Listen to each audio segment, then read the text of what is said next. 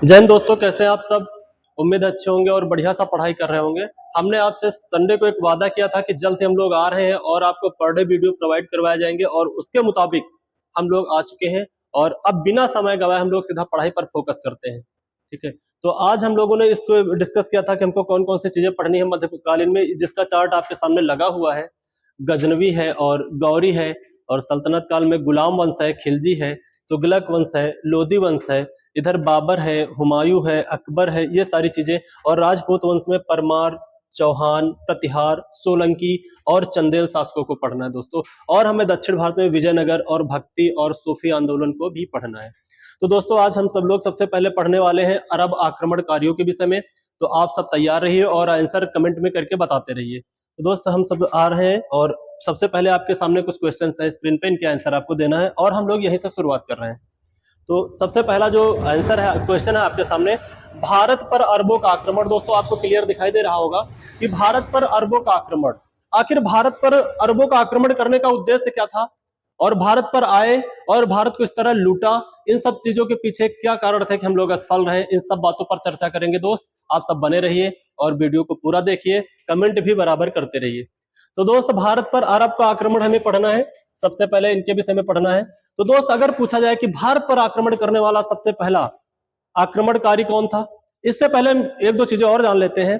जिस समय भारत पे अरबियों ने आक्रमण किया, उस समय भारत का शासक कौन था, यानी सिंध प्रांत का जो शासक हुआ करता था वो कौन था, सिंध की हुकूमत किसके हाथों में थी। तो दोस्त याद रखना, जिस समय भारत में पहली बार अरबियों ने आक्रमण किया, उस समय सिंध क्षेत्र पर दाहिर नाम का व्यक्ति शासन कर रहा था। तो याद रखना दोस्त, जिस समय अरबियों ने सबसे पहले भारत पे आक्रमण किया, अरब कंट्री के लोगों ने, अरब के राजाओं ने, अरब के शासकों ने, अरब के सुल्तान ने, उस समय भारत पर दाहिर का शासन यानी सिंध क्षेत्र में दाहिर का शासन चल रहा था। दोस्तों एक क्वेश्चन यहां से और बनता है कि जिस समय भारत में दाहिर का शासन था, उस समय अरब पे कौन शासन कर रहा था। तो याद रखना दोस्त, जिस समय भारत में दाहिर शासन कर रहे थे, उस समय अरब कंट्री में अलहजाज नाम का एक सुल्तान गद्दी पर बैठा हुआ था, जो एक बहुत ही कट्टर व्यक्ति था और बहुत ही खूंखार टाइप का शासक हुआ करता था। दोस्तों हमारे यहाँ सिंध पर दाहिर शासन कर रहे हैं और अरब कंट्री में अलहजाज नाम का व्यक्ति शासन कर रहा है दोस्तों। और यही से शुरुआत होती है भारत पर आक्रमण करने की, यही से दोनों आमने सामने आते हैं। तो दोस्त हम आगे आते हैं और बात करते हैं कि भारत पर क्या अलहजाज ने ही सबसे पहले आक्रमण किया था। नहीं दोस्तों, भारत पर अलहजाज के सेनापति ने सबसे पहले आक्रमण किया था, इस चीज को दोस्तों नहीं भूलना। तो आगे हम लोग देखते हैं, अगर आपसे पूछा जाए कि भारत पर आक्रमण करने वाला पहला जो है पहला अरबी कौन था, या पहला अरब आक्रमण करने वाला भारत में, या पहला मुस्लिम भारत पर आक्रमण करने वाला व्यक्ति कौन था दोस्तों, तो याद रखना अलहजाज का सेनापति जिसका नाम था उबैदुल्लाह बुदैला। तो याद रखना भारत पर आक्रमण करने वाला पहला मुस्लिम आक्रमणकारी कौन था, तो याद रखना उबैदुल्लाह बुदैला। दोस्त एक और पूछा जाता है कि उबैदुल्लाह बुदैला किसका सेनापति था दोस्त, तो याद रखना अलहजाज का सेनापति था। फिर एक क्वेश्चन यहां से पूछा जाता है कि अलहजाज ने सिंध क्षेत्र में आक्रमण कब किया। तो दोस्त याद रखना, इस पे स्टार लगा के रख लेना, कई बार पूछा गया है। 711 ईस्वी में अलहजाज का सेनापति उबैदुल्लाह बुदैला ने भारत पर आक्रमण किया था दोस्त। लेकिन यह एक असफल आक्रमण रहा, यह सफल आक्रमण नहीं रहा, इसमें भारत को लूटने में अरब वाले असफल रहे। लेकिन दोस्त कहते हैं ना, जिसको लत लग जाती है और वो मानता नहीं है। जस्ट एक साल बाद, ये 711 की घटना है, जस्ट एक साल बाद अरब से एक दूसरा व्यक्ति आता है, और वो भारत पर आक्रमण करता है। उसका नाम था दोस्तों, उसका नाम हुआ करता था मोहम्मद बिन कासिम। 712 ईस्वी में मोहम्मद बिन कासिम ने भारत पर आक्रमण किया और भारत के मुल्तान पर आक्रमण किया। तो याद रखना दोस्त, ये पूछा जाता है, याद रखना दोस्त, यहाँ पे 713 हो गया है, लेकिन यहाँ पे 712, इसको 712 कर लेना कि मोहम्मद बिन कासिम ने भारत पर कब आक्रमण किया, तो 712 था। यह भारत पर आक्रमण करने वाला पहला मुस्लिम आक्रमणकारी कौन था जो सफल था, तो मोहम्मद बिन कासिम था दोस्तों। ठीक है, अगर पूछा जाए मोहम्मद बिन कासिम ने सबसे पहले कहां पर आक्रमण किया दोस्तों, तो याद रखना मुल्तान पर आक्रमण किया। अगर मुल्तान पर आक्रमण किया तो उस समय सिंध के शासक क्या कर रहे थे दोस्त, तो इस चीज को याद रखिए था।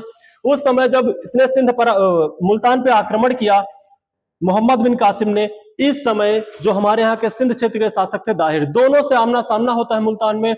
और ये दोस्तों हमने पहले भी आपसे बताया है कि मोहम्मद बिन कासिम जो था बहुत ही खूंखार व्यक्ति था और इसका सामना होता है सिंध क्षेत्र के राजा दाहिर से। लेकिन हमारे यहाँ के जो शासक थे दाहिर थे, उनकी मृत्यु हो जाती है और मोहम्मद बिन कासिम ने इनके शरीर के टुकड़े टुकड़े कर दिए, युद्ध के मैदान में इनकी गर्दन उड़ा दी दोस्तों। तो इस तरह से मुल्तान पर विजय पाने वाला पहला मुस्लिम आक्रमणकारी जो था उसका नाम था मोहम्मद बिन कासिम। ठीक है दोस्तों, तो इन चीजों को याद रखिएगा। और जब इसने भारत मुल्तान पर आक्रमण किया और मुल्तान पर जब विजय हासिल की तो ये बहुत ज्यादा खुश था और इसने बहुत ज्यादा मुल्तान को लूटा। लेकिन जब इतना ज्यादा वहां पे सोना चांदी पैसा इतना ज्यादा सब कुछ था कि इसने जो है मुल्तान था उसको इसने सबसे पहले स्वर्ण नगरी कहकर पुकारा। दोस्त ये क्वेश्चन कई बार पूछा गया है कि मुल्तान को स्वर्ण नगरी किसने कहा, तो याद रखना दोस्त वो मोहम्मद बिन कासिम था। दोस्त ये चीज आप याद करके रखिएगा। अगले क्वेश्चन बढ़ते हैं हम लोग अगले क्वेश्चन की ओर। ठीक है, अगला क्वेश्चन आपके सामने है, स्क्रीन पे आपको दिखाई दे रहा होगा कि भारत में जजिया कर लगाने वाला पहला शासक। जजिया कर दोस्त आप लोगों ने पढ़ा होगा, याद रखना भारत पर जजिया कर लगाने वाला भारत का पहला शासक कौन था, तो वो मोहम्मद बिन कासिम था। दोस्त ये चीज आप याद रखना कि भारत में जजिया कर लगाने वाला पहला शासक कौन था, मोहम्मद बिन कासिम था दोस्त। ठीक है, अगर आपसे पूछा जाए कि जो जजिया कर है दोस्त ये कैसा कर है, तो जो जजिया कर था दोस्त इसको याद रखना जो एक धार्मिक कर था। जजिया कर था दोस्त ये एक धार्मिक कर था जो गैर मुसलमानों से लिया जाता था। जो लोग इस्लाम धर्म को मानते थे उनसे जजिया कर नहीं लिया जाता था, यानी कि चाहे आप हिंदू हो, सिख हो, ईसाई हो, बौद्ध हो, जैन हो, किसी भी धर्म से आप हो, बाकी सबसे लिया जाता था, सिर्फ इस्लाम धर्म को छोड़कर। तो इसको याद रखना जो जजिया कर था ये एक धार्मिक कर था जो गैर मुसलमानों से लिया जाता था दोस्त। ठीक है, इसको याद रखना। एक चीज और फिर है, अगला क्वेश्चन है, हाँ दाहिर ने जो है सोने के सिक्के भी जारी किए थे, ये भी पूछा जाता है क्या दाहिर ने सोने के सिक्के जारी किए थे दोस्त, इसको भी याद रखना, इसमें सोने के सिक्के भी जारी किए थे। फिर अगला क्वेश्चन जो सबसे इंपॉर्टेंट क्वेश्चन है दोस्त, सबसे पहले खजूर की खेती व ऊंट पालन जो है सिंध क्षेत्र में शुरू हुआ वो मोहम्मद बिन कासिम के आने से शुरू हुआ। दोस्त इसको याद रखना कि जो सिंध क्षेत्र था या भारत का जो क्षेत्र है यहाँ पर ऊंट और खजूर की खेती करने का काम किसने प्रारंभ करवाया, तो वो मोहम्मद बिन कासिम था। इस यही था जो अपने साथ ऊंट लाया और खजूर की खेती का भी प्रचलन यहाँ पर किया। तो याद रखना खजूर की खेती और ऊंट लाने का काम किसने किया था सिंध क्षेत्र में या भारत में, तो मोहम्मद बिन कासिम था दोस्त, इस चीज को याद रखना। और ये ऐसे ही नहीं इतना खूंखार राजा इतना खूंखार शासक हुआ है, इसके साथ में जब आया था तो अरबी घोड़े दोस्त, अरबी घोड़े उस समय के सबसे तेज तर्रार घोड़े माने जाते थे, तो ये अपने साथ अरबी घोड़े भी लाया था।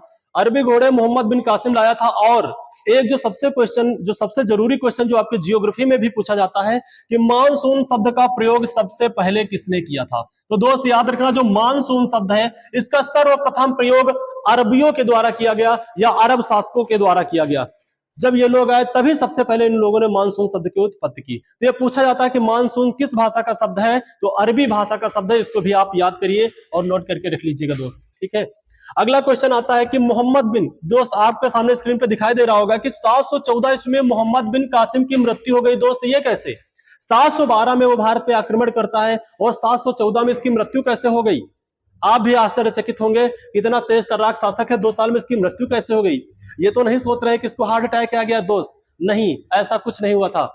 इसकी भी कहानी मैं आपको बता दे रहा हूं कि 714 में इसकी मृत्यु कैसे हुई, आखिर क्या हुआ इसके साथ कि 714 ईस्वी में इतना जल्द ये इस दुनिया को छोड़कर चल दिया। तो दोस्त मैं आपको बता दूं जो ये हमारे यहाँ के जो शासक थे सिंध क्षेत्र के जिनका नाम हुआ करता था दाहिर, जब उनकी ये हत्या करता है तो दोस्त उनकी एक जो धर्म पत्नी थी यानी जो महारानी थी दाहिर की, जो सिंध क्षेत्र की महारानी थी, हम सबका गौरव थी। आज दोस्त हम उनके ऊपर फक्र है और उनके ऊपर हमें गौरव है और हमें नाज होता है ऐसे देश की ऐसी महिलाओं के ऊपर जिन्होंने अपनी जान दे दी पर अपने देश की इज्जत के साथ अपनी आबरू के साथ खिलवाड़ नहीं होने दिया दोस्तों। तो याद रखना दाहिर की जो पत्नी थी उनका नाम मैं दोस्त आपको बताए दे रहा हूं, उनका नाम मैं आपको बता रहा हूं। हाँ, जो वहां की उनकी जो महारानी थी उनका नाम था वीरांगना रानी बाई। दोस्त याद रखना जो मोहम्मद बिन कासिम की जो धर्म पत्नी थी उनका नाम जो दाहिर की पत्नी थी सॉरी दोस्त जो दाहिर की पत्नी थी उनका नाम था वीरांगना लक्ष्मी बाई। दोस्त एक पहली महिला पहली महारानी थी जिन्होंने जौहर किया था। दोस्त इस क्वेश्चन का आंसर याद करना कि भारत में जौहर करने वाली पहली महिला या भारत में जौहर करने वाली पहली महारानी कौन थी? तो वीरांगना रानीबाई थी, जो दाहिर की पत्नी हुआ करती थी। दोस्त दाहिर नहीं रहे इस दुनिया में, तो उन्होंने तुरंत जौहर कर लिया ताकि दुश्मन के हाथ ना लगे। यहीं पर दोस्त एक घटना और घटती है मोहम्मद बिन के साथ, जो मोहम्मद बिन कासिम था।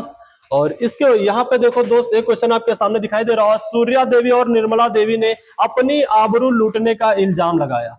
इसको सबसे पहले ध्यान दीजिए कि जो दो महिलाएं थी हमारे यहाँ की, जिनको सूर्या देवी या निर्मला देवी के नाम से जाना जाता था, ये दोनों बहनें थी। दोस्त इनको याद रखना, ये दोनों बहनें थी, सूर्या देवी और निर्मला देवी। इन दोनों ने मोहम्मद बिन कासिम के ऊपर अपनी आबरू लूटने का इल्जाम लगाया, जिसकी वजह से शर्मिंदा होकर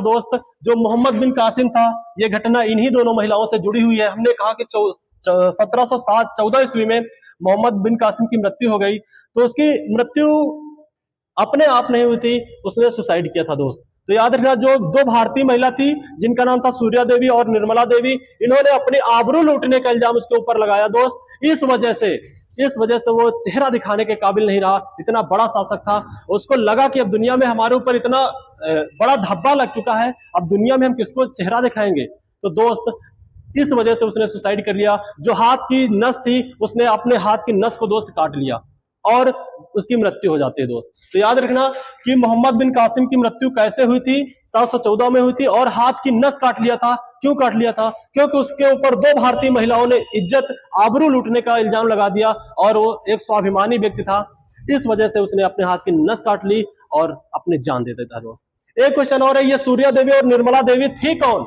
इन्होंने क्यों लगा दिया? तो याद रखना, ये सूर्या देवी और निर्मला देवी जो थी, इनको परमल देवी भी बोल देते हैं सूर्या देवी को। दोस्त ये जो थी, इनको ये जो हमारे यहाँ के शासक दाहिर थे, ये उन्हीं की दोनों पुत्रियां थी। दोस्त इन्होंने उसके ऊपर इल्जाम लगाया था।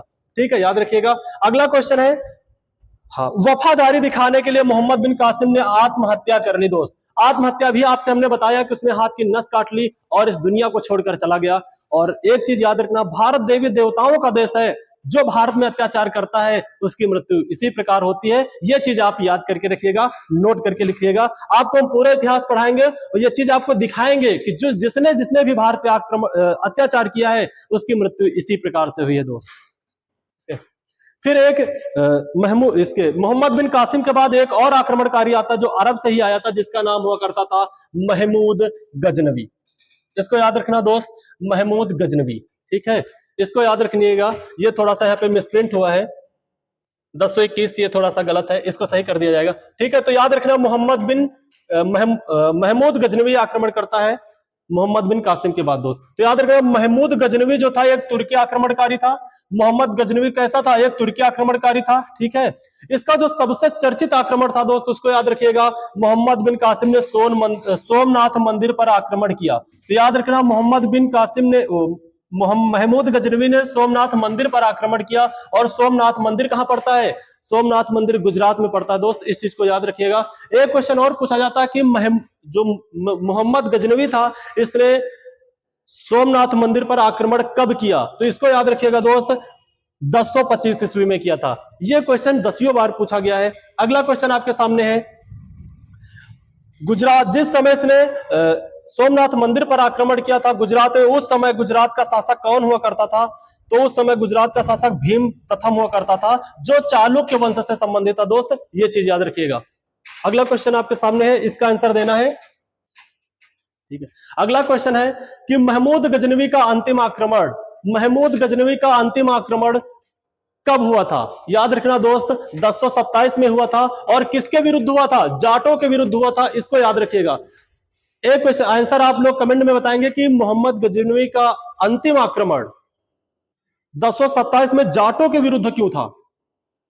तो मैं आपको बता देता हूं दोस्त, इस जो अंतिम आक्रमण था, जब ये हमारे यहां से सोमनाथ मंदिर को लूट कर ले जा रहा था, तो इसके ऊपर रास्ते में जाटों ने हमला कर दिया। लेकिन इसके पास इतना पैसा था, तो ये बहुत ज्यादा जाटों से उलझा नहीं, अपना यहाँ चालाकी दिखाते हुए निकल गया और अपना पैसा, सोना चांदी सब अपने राज्य में स्थापित करके फिर से उसने जाटों के ऊपर आक्रमण किया। और यह भारत में इसका अंतिम आक्रमण था। ठीक है, इसको याद रखिएगा। फिर अगला क्वेश्चन आता है, सोमनाथ मंदिर लूटने के बाद महमूद गजनवी ने जाटों को लूट लिया। यानी कि जाटों के ऊपर फिर से आक्रमण किया, क्योंकि जब ये जा रहा था तो इसको जाटों ने लूटा, इसलिए वापस ये 1027 में फिर आता है और फिर से जाटों को लूटने का काम करता है। दोस्त इसको याद रखिएगा। एक क्वेश्चन जो पूछा जाता है, सबसे जरूरी क्वेश्चन है कि जो महमूद गजनवी था, जो महमूद गजनवी था, इसने भारत पे कितनी बार आक्रमण किया? तो इसको याद रखिएगा, 17 बार आक्रमण किया। इस क्वेश्चन को आप याद रखिएगा कि महमूद गजनवी ने भारत पे कुल कितनी बार आक्रमण किया? तो कुल 17 बार आक्रमण किया। ठीक है, अगला क्वेश्चन है, महमूद गजनवी ने चांदी के सिक्के जारी किए। चांदी के सिक्के जारी किए और जो सिक्के थे उन पे जो लिखा हुआ था उसमें लिखावट जो थी वो संस्कृत भाषा का प्रयोग किया। इसको भी पूछा जाता है कि महमूद गजनवी था, उसने चांदी के सिक्के जारी किए और उसपे जो लिखावट थी वो किस भाषा की लिखावट थी? तो उसको याद रखिएगा दोस्त, वो संस्कृत भाषा की लिखावट थी। इसको भी याद रखिएगा दोस्त। अगला क्वेश्चन आपके सामने है, जो शायद आप में से किसी को पता हो, लेकिन इसको याद रखिएगा कि जो विश्वविद्यालय एक था, महमूद गजनवी ने किस विश्वविद्यालय की स्थापना की थी? इसका आंसर आप लोग जरूर बताइएगा। फिलहाल क्वेश्चन आपके सामने है, आंसर भी है, हम बता दे रहे हैं। जो विश्वविद्यालय था, इसका पूरा नाम था महमूद गजनवी विश्वविद्यालय। गजनवी विश्वविद्यालय की स्थापना महमूद गजनवी ने अफगानिस्तान में किया था। उसने अपने नाम से अफगानिस्तान में एक गजनवी विश्वविद्यालय की स्थापना की। इसको याद रखिए कि गजनवी विश्वविद्यालय की स्थापना कहां पर हुई? अफगानिस्तान में हुई। किसने किया था? महमूद गजनवी ने किया था। एक क्वेश्चन और है, अंतिम क्वेश्चन है आज का, इसको देखते हैं हम लोग कि यह पूछा जाता है कि महमूद गजनवी जो था, इसने थानेश्वर में एक मूर्ति को तुड़वा दिया था। उसको याद रखना, कुरुक्षेत्र के थानेश्वर में चक्र स्वामी की जो मूर्ति थी उसको महमूद गजनवी ने तुड़वाने का काम किया था। दोस्त इसको भी पूछा जाता है, कई बार पूछा गया है कि थानेश्वर के चक्र स्वामी की मूर्ति को किसने तुड़वाया? तो महमूद गजनवी ने तुड़वाने का काम किया था। इसको याद रखना दोस्त। ठीक है दोस्त, आज का वीडियो यहीं तक, मिलते हैं नेक्स्ट वीडियो में। जय